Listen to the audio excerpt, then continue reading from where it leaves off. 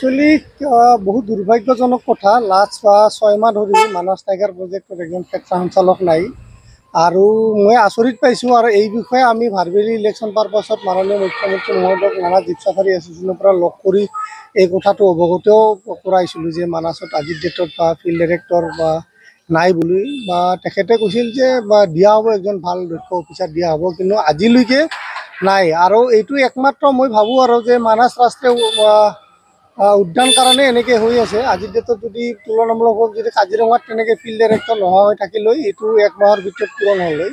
আৰু এই ক্ষেত্ৰত আমাৰ BTC কৰ্তৃপক্ষ কিয় একো গুৰুত্ব সহকাৰে লোৱা নাই মই বুজি পোৱা নাই। আৰু এই ক্ষেত্ৰত মানাসৰ কিন্তু বহুত কিবাকিবি হোৱাৰ সম্ভাৱনা আছে, কাৰণ এই বাৰিষা সময়খিনিত আমাৰ যিখিনি টুৰিষ্টখিনি বিভিন্ন এৰিয়াত পৰ্যটকবিলাকে ঘূৰি ফুৰি থাকে, ইমান ইনচিডেণ্ট নহয়। আগৰবাৰৰ 1 বছৰ আগত বিভিন্ন ধৰণৰ ঘটনা আমাৰ এই বাৰিষা সময়কালতে হৈছিল।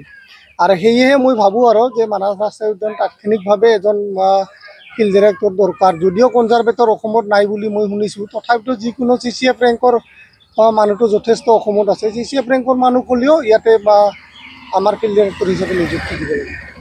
মই অসম চৰকাৰ আৰু BTC চৰকাৰ দুয়োখন চৰকাৰকো মই এই ক্ষেত্ৰত দোষাৰোপ কৰিম, কাৰণ এখন টাইগাৰ প্ৰজেক্ট, ৱৰ্ল্ড হেৰিটেজ চাইট, নেশ্যনেল পাৰ্ক, বায়'স্ফিয়াৰ ৰিজাৰ্ভ, ইমান ভেৰাইটি অফ চিডিউল ওৱানৰ মামাল্ছ মানাসত পোৱা যায় আৰু বহুত ইনচিডেণ্ট আগতে হৈছে। মই আশা কৰোঁ আৰু অসম চৰকাৰক, আপোনালোকৰ চেনেলৰ জৰিয়তে অসম চৰকাৰক মই অনুৰোধ জনাওঁ, তাৎক্ষণিকভাৱে যেন মানাস ৰাষ্ট্ৰীয় উদ্যানৰ ক্ষেত্ৰ সঞ্চালক পদটো যেন পূৰণ কৰে।